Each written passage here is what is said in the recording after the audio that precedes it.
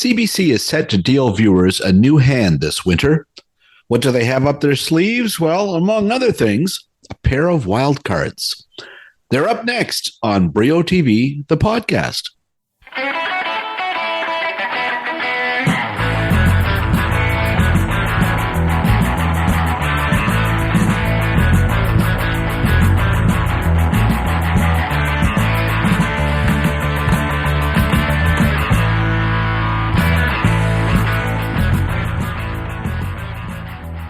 Are you like me? Do you miss Jason Priestley's slick detective series, Private Eyes? Well, then you might want to check out the brand new CBC series, Wildcards. Created by Michael Conyeves, it also boasts a pair of Private Eyes showrunners among the executive producers. It stars Giacomo Gianniotti as a by-the-book, sardonic cop demoted down to water patrol in Vancouver's harbour area. As matters unfold in the pilot, he gets teamed with a sassy con woman, Max Mitchell, played by Vanessa Morgan. If these two can work together, she can stay out of jail, and he can get back on dry land duty.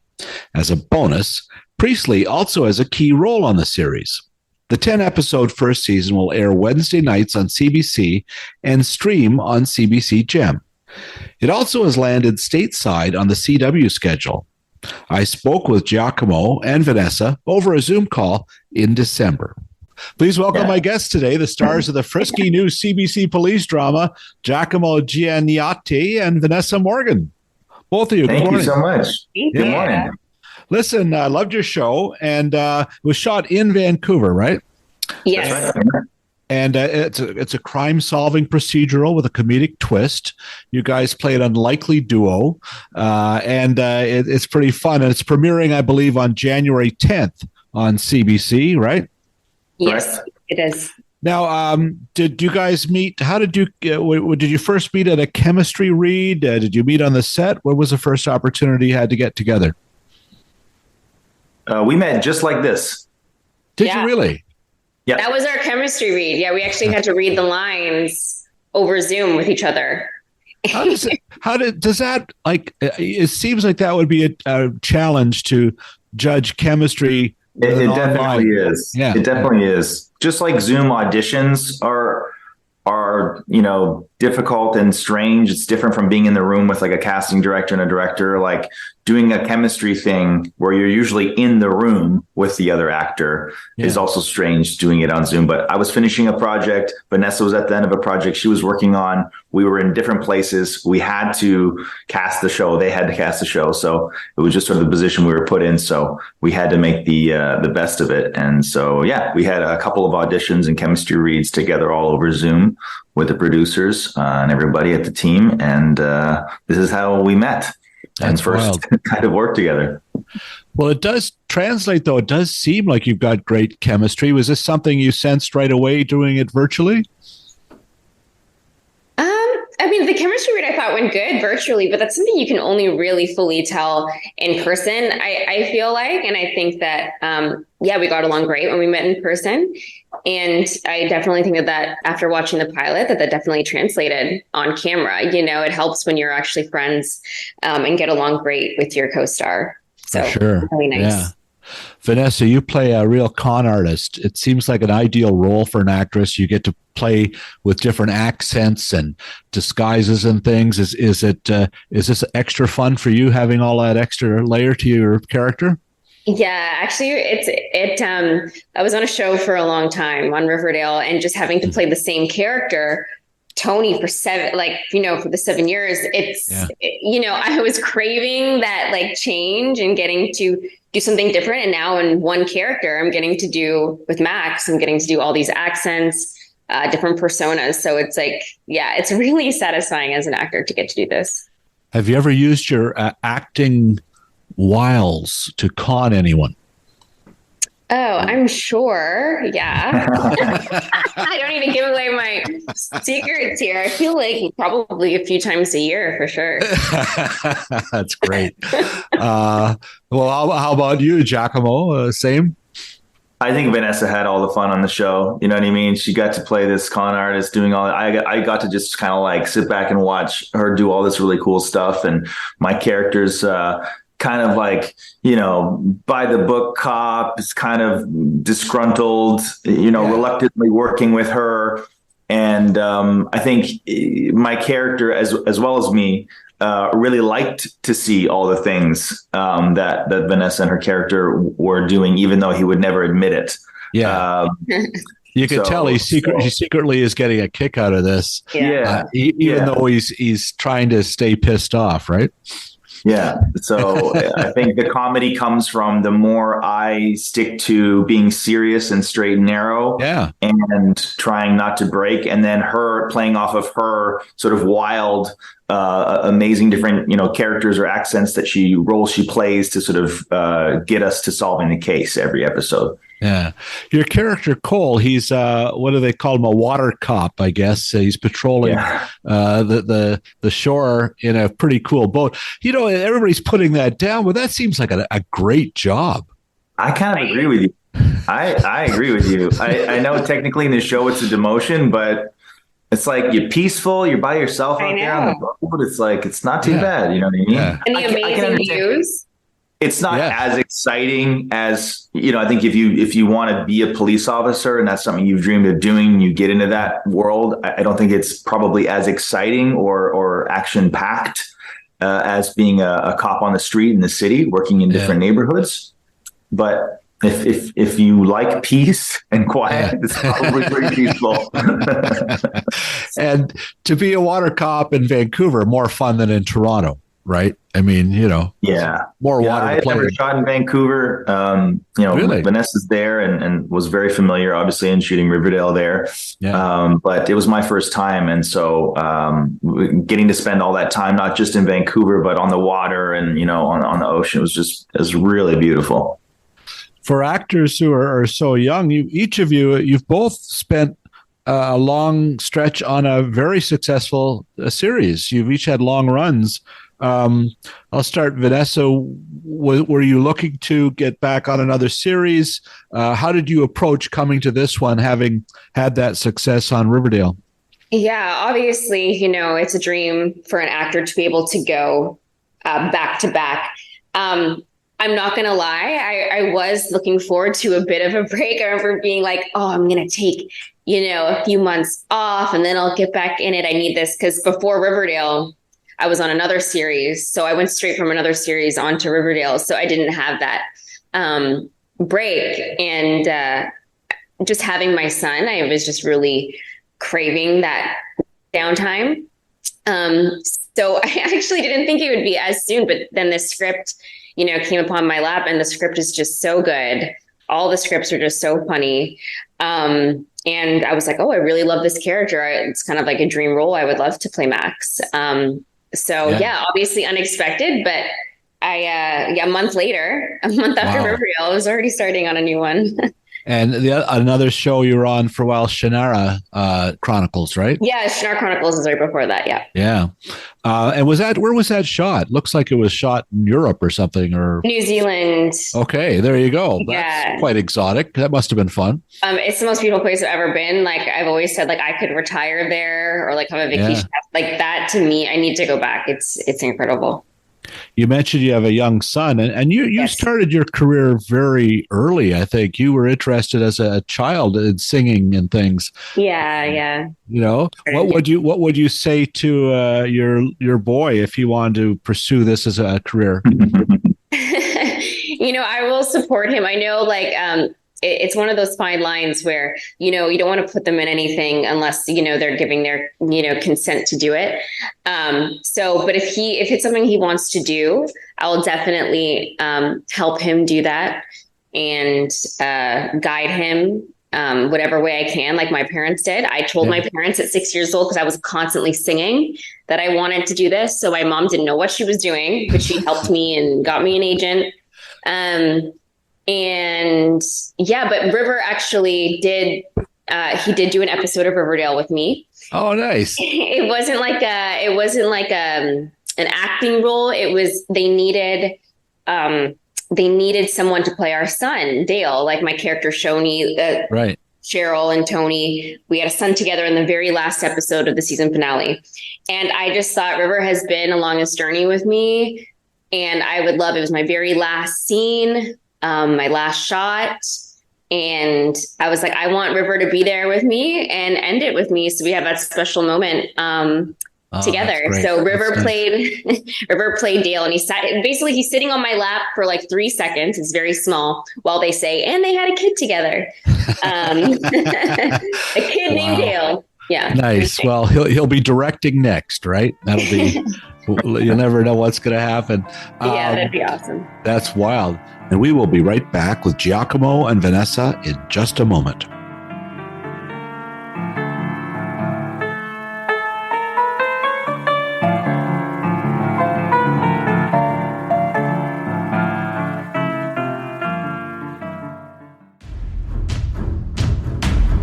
Well, time once again to check in with our friend Emily Gagne at Hollywood Suite. Emily, Happy New Year. What do you got for us now? Well, Bill, we're blasting off into 2024 with genre fare. We're talking sci-fi, we're talking horror, we're talking the freakiest and the most fun movies you can think of. Everything from Beetlejuice to Blade, we've got on our channels this month. Wow, Blade scares me. What's the freakiest sci-fi film you've got, though?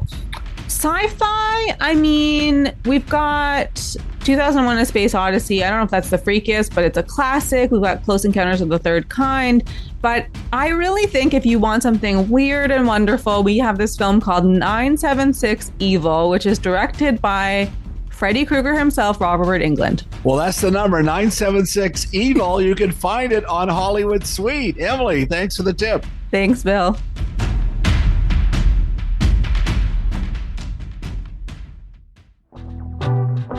Are you old enough to remember getting up early on a Saturday morning to watch cartoons on television? Yes, kids, way back in the day before streaming on demand, you had to be in front of the set on a Saturday morning to see your favorite tunes. Well, relive this era on Wednesday, January 24th at the Westdale Theatre in Hamilton, Ontario. I'll be digging into my vault of 16mm goodies and projecting on the big screen some long-lost Canadian gems, such as Rocket Robin Hood, The Adventures of Hercules, Tales from the Wizard of Oz, and The New Adventures of Pinocchio. I'll also have clips from The Friendly Giant, as well as a truly bizarre little gem called Diver Dan. Remember the theme to the Roger Ramjet cartoons? Well, sing along to it on Wednesday, January 24th at 1 o'clock at the Westdale at the next TV on Film Party presentation. For tickets and information, go to thewestdale.ca.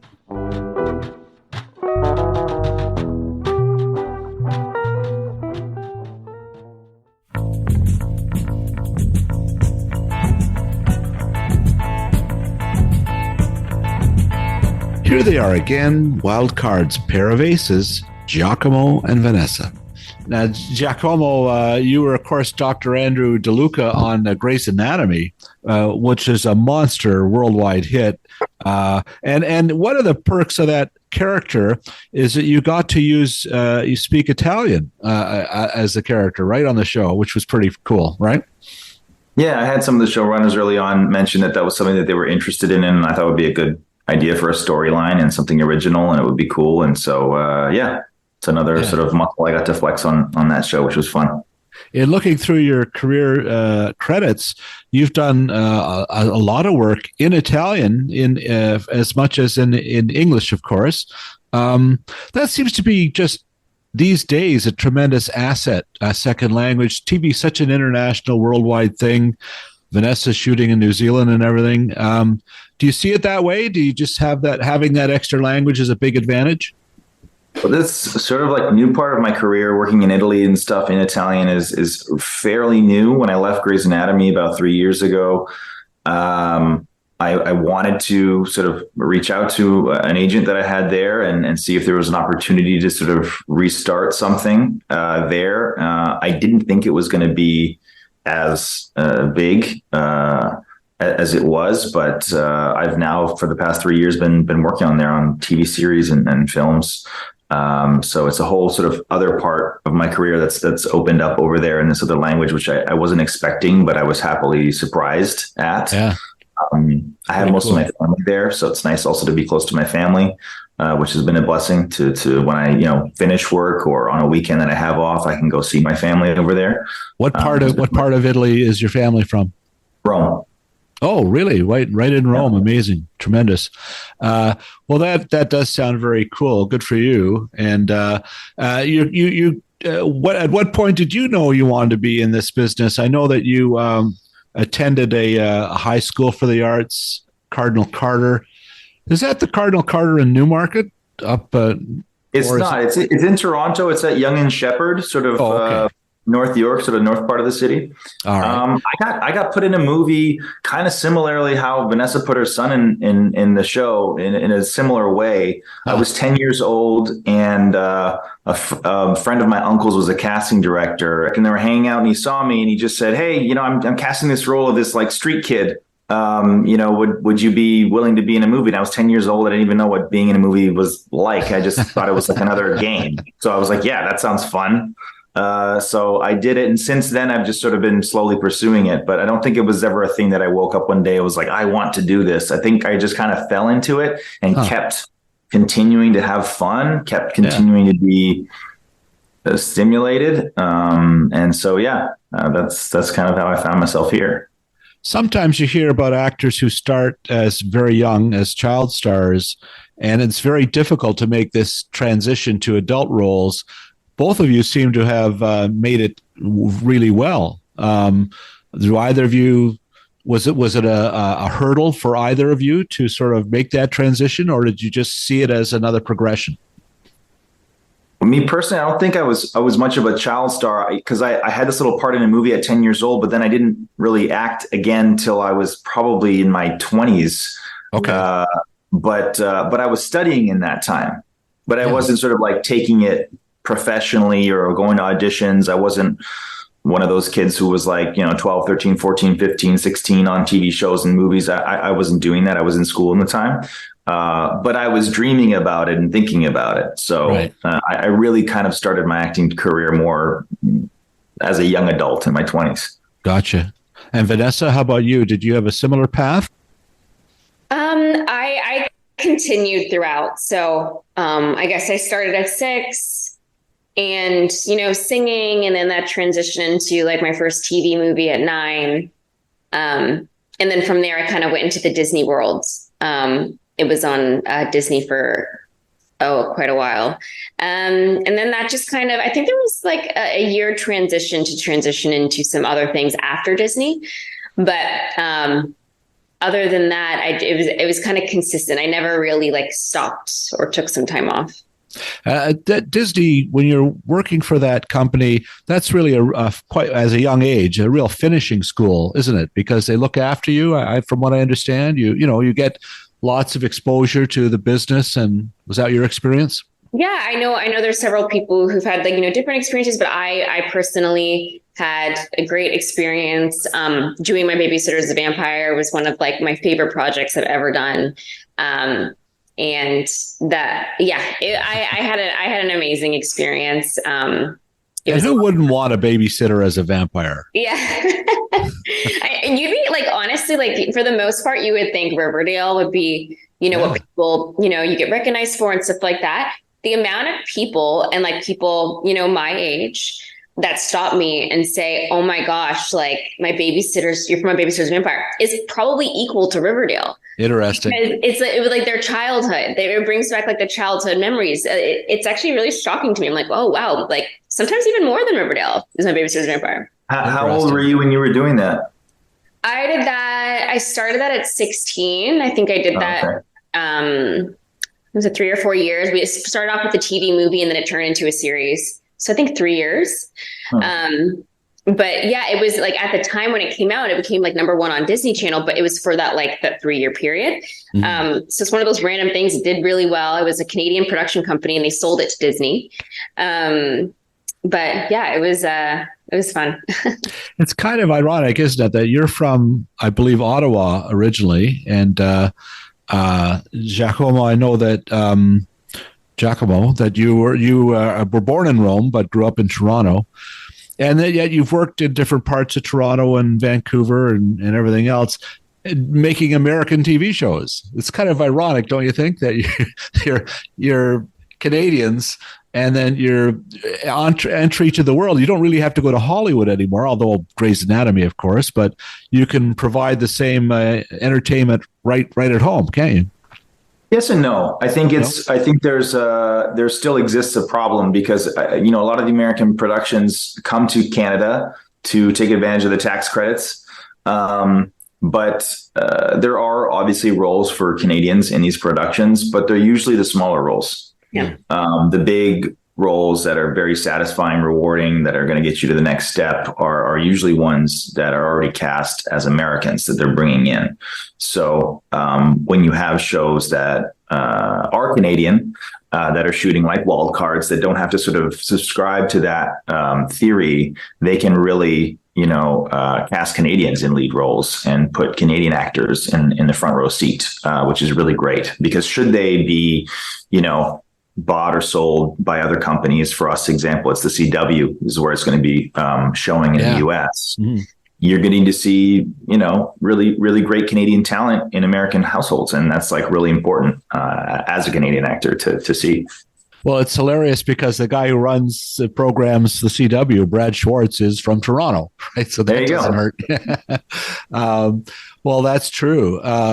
But what an amazing platform Grey's Anatomy was for you. How did you come to that role? I had auditioned for it in, I think, November of 2014 and never heard back. Usually as an actor, if you don't hear from like a couple of weeks, it's like pretty much know you didn't get it or that they moved on.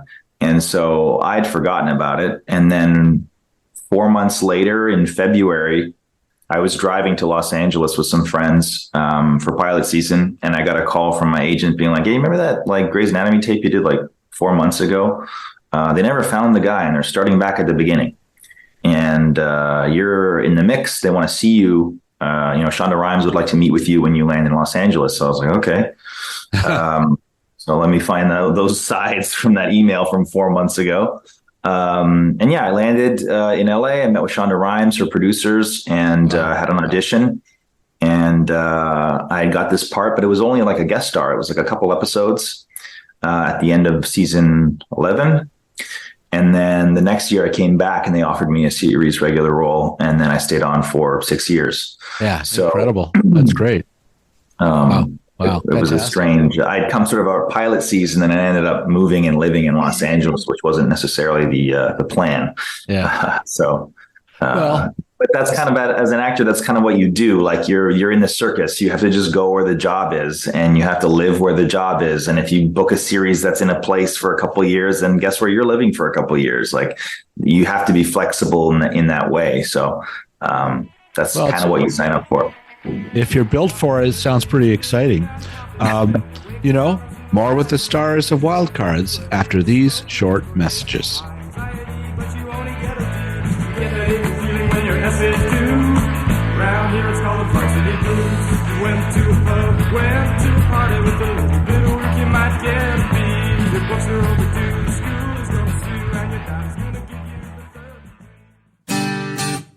Well, did you know that it was June Carter Cash who wrote one of Johnny Cash's biggest hits, Ring of Fire? That's just one of the things you'll learn watching June, streaming this month on Paramount+. June shines a spotlight on the history of country music and the Carter and Cash families. The 5-time Grammy Award-winning singer, actor, and author has opened for Elvis, appeared on screen with Robert Duvall and Jane Seymour, and as mentioned, was a damn fine songwriter. Featuring interviews with the woman herself, the film also includes sit-downs with her family, admirers, and friends, including Dolly Parton, Reese Witherspoon, and Willie Nelson. And remember, there's a mountain of premium entertainment for audiences of all ages on Paramount+.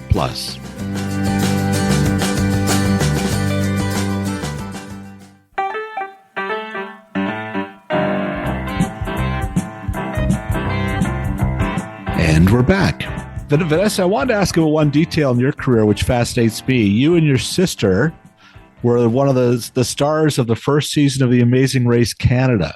Yeah. That's incredible. I didn't believe her when she told me that. I looked it up and I was like, oh my God, you're telling the truth. But you guys went right to the end, didn't you? Like, yeah. We almost won, and they didn't even. That's funny you asked that. I actually never get asked about that.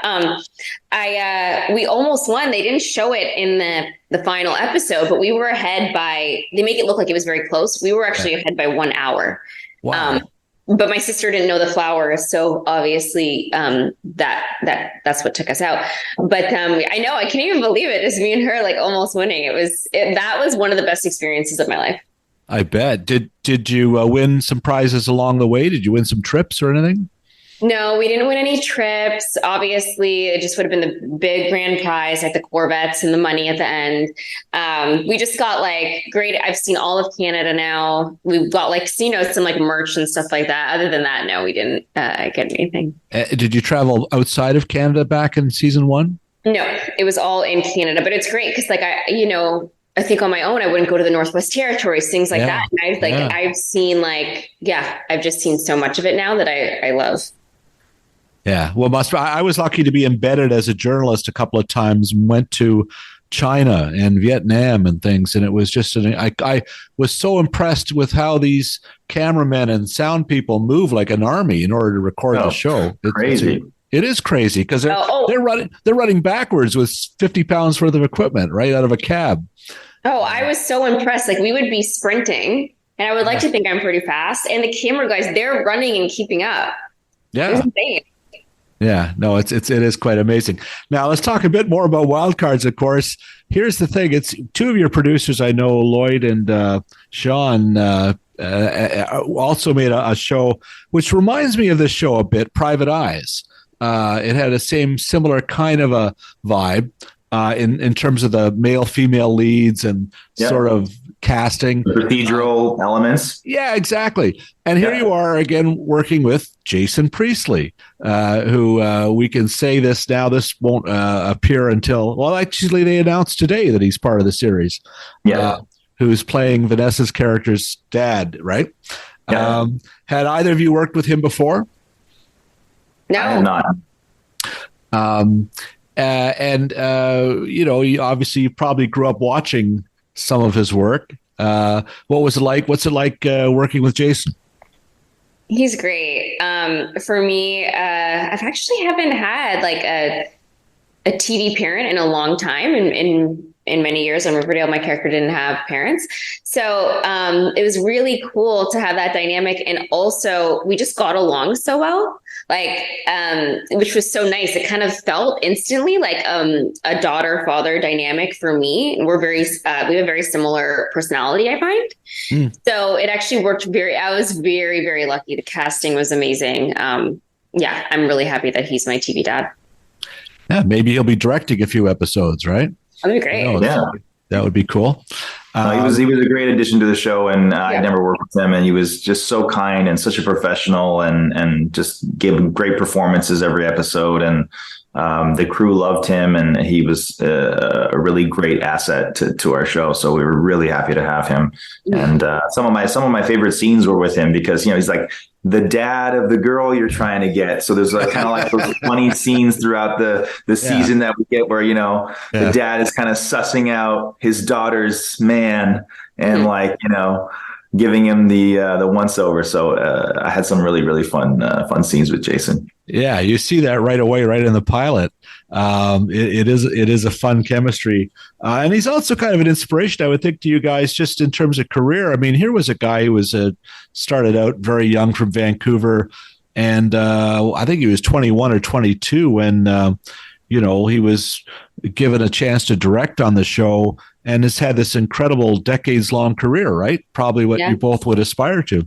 Absolutely. Yeah, and directing as well, which is great. Yeah. You've done some directing, right? Yeah, I've been trying to carve out a path similar to his. So I spoke to him a lot about that, and certainly inspiring for me.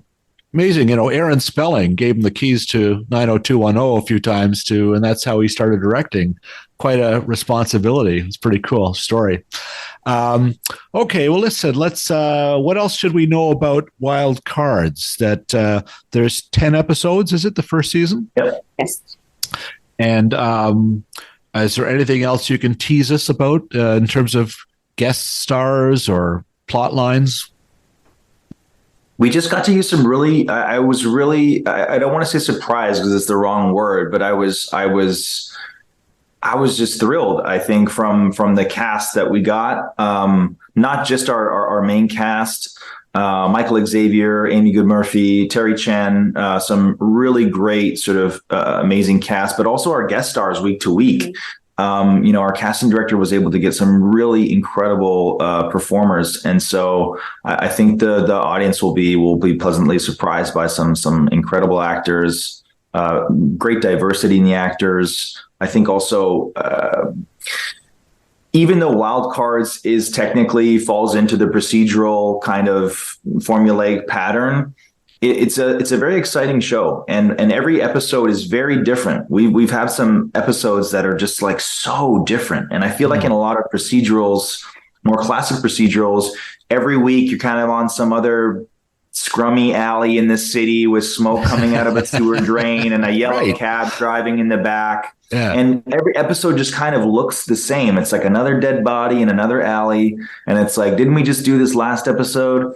And I just felt like Wild Cards had this really refreshing take on like, yes, every week we have to have some kind of a crime, a murder that we have to solve. So we have to sort of marry ourselves to that. But that doesn't mean that every week has to be the same.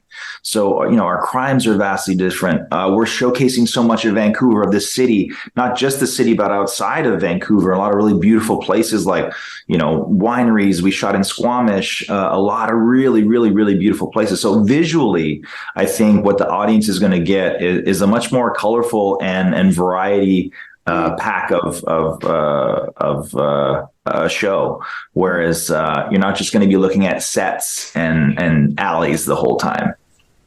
Yeah, that was my experience watching it, and to me, it's more like a caper show. Like, it's not a spy show, but I'm not crazy about you're right, the hours in the forensic lab kind of going through the bits and pieces. This show is you're in and out of really beautiful places, as you mentioned, and it's just something to watch. It's sumptuous. So yeah, like in the pilot, we're at a casino and you get to see Ellis on his boat. It showcases Vancouver and like False Creek and the whole water. And like Max's character, Max lives in all these cool mansions that are these like really, every week we had different mansions that she seems to, we don't know how she lives in these mansions. It's what's the deal? Curious. You'll find out. What's going on there? But yeah, so I think visually it's just a lot of fun. And I think there's a lot of different storylines going on. We got our A storyline, which is sort of the relationship between Vanessa's character and I, which is slowly sort of working its way throughout the season. At the end of the pilot, we see Vanessa's character speak to her father saying, don't worry, I got this. This is going to get us both what we need, which begs a lot of questions from the audience of like, oh, is there like an ulterior motive to what she's doing? Does she have sort of some card to play in her back pocket? My character is obviously not aware of this conversation or what ulterior, motive Vanessa's character might have. So there's a lot of storylines working their way all throughout the season, besides just sort of the weekly crime that we're investigating. So it is a cool little nugget at the end. It really intrigues you for the rest of the series, which is what you want to do with a pilot. So that was smart. Quickly, I want to ask you both, what are you watching right now? Do you have a favorite show that you're binging, can't miss? What are you watching? Vanessa? I think so. You go first. I need to. I was actually watching this Squid Game reality TV show. I've seen the first episode. I just watched the first episode of that. Because I was a fan of the original that came out, the Korean show. And then so they made this reality one based on it, and it was pretty entertaining. Is it? I haven't seen it yet. Okay. People are already, the buzz is on with that Squid Game return. That's great. How about you, Vanessa? Do you have another pick? To be honest, I've been doing a lot of, I guess, reality in the sense of like, one I just watched yesterday was Bad Doctor, that documentary on Netflix. And I watched a lot of, or like the Christmas movies I've been doing a lot of because of my son. Like the Grinch. But Gaia Network, I love Gaia Network. I don't know if you've heard of it. So I watch a lot of like the spiritual content on there. It just makes me feel good. Okay, I have to check that. Where do you find that? It's an app, and you can have it on your TV, kind of like Netflix, and it has all the best just like stuff on consciousness and spirituality and like all the conspiracy theory. Just like, yeah, it's really great. Sounds fantastic. All right. Do you have a favorite show as a child? What was a show that when you were young, you raced home from school or you just loved when you were a kid? Yeah, that's a good one. You might have still been in Rome. Mine are weird. I'm going to go two-prong. So I would spend the summers in Italy, and we would get all the reruns of the old shows that like weren't on TV anymore. Okay. And so a big one for me was David Hasselhoff from Knight Rider, dubbed in Italian. So I'd watch it dubbed in Italian. So wait a minute. So the car would speak Italian. Oh, yeah. Yeah. Oh, yeah. I love that. That sounds like I'd watch that now. I want to see that. Great. That's fantastic. Great show. It's pretty hilarious. When they pulled the car over once for impaired driving, and they knew something was up because the car was slurring its words. That's right. That's a joke. Anyway, Vanessa, what about you? Did you have a favorite show growing up? Maybe like Lizzie McGuire, Zoe 101, Malcolm in the Middle. Oh, Malcolm in the Middle was good. Yeah, I definitely watched that. Yeah. Show. 8 Simple Rules. I think those were all like the ones I loved growing up. All right. Finally, for both of you, your all-time favorite TV theme song. Vanessa, you both might want to sing it, but if you could tell it to me, that'd be great. Themes like the opening credits type thing? Yeah, the theme song. Like you don't really hear a theme song anymore, but back in the day, Knight Rider had one. I feel like even though it's not necessarily like my favorite show, I feel like the Friends. I was going to say Friends. Yeah. Is pretty damn hard to beat. It's so freaking catchy. You can't not sing it when it comes on. It's just like light and warm and fuzzy and fun. And that's a really good, pretty iconic one. It is. Good choice. All right. Well, there we go. Well, listen, both of you, congratulations on Wild Cards starting January 10th on CBC, also on the CW. And it is a fun show. Looking forward to seeing the rest of the episodes. Thank you both very much for your time today. Really enjoyed speaking. Thank you, guys. Thank you. Thank you. Take care.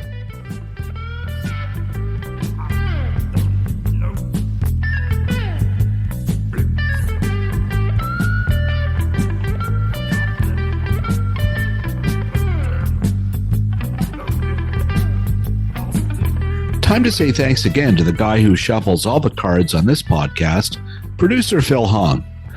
Thanks to Elizabeth Reed at CBC Communications for setting up the interviews with the stars of Wild Cards. Thanks as always to BJ Del Conte and the Crispy Critters, as well as Stephen Dudley for the music used on this podcast. And finally, thanks to you, listener. Please spread the word if you liked what you heard. I'm Bill Brio. Thanks for listening.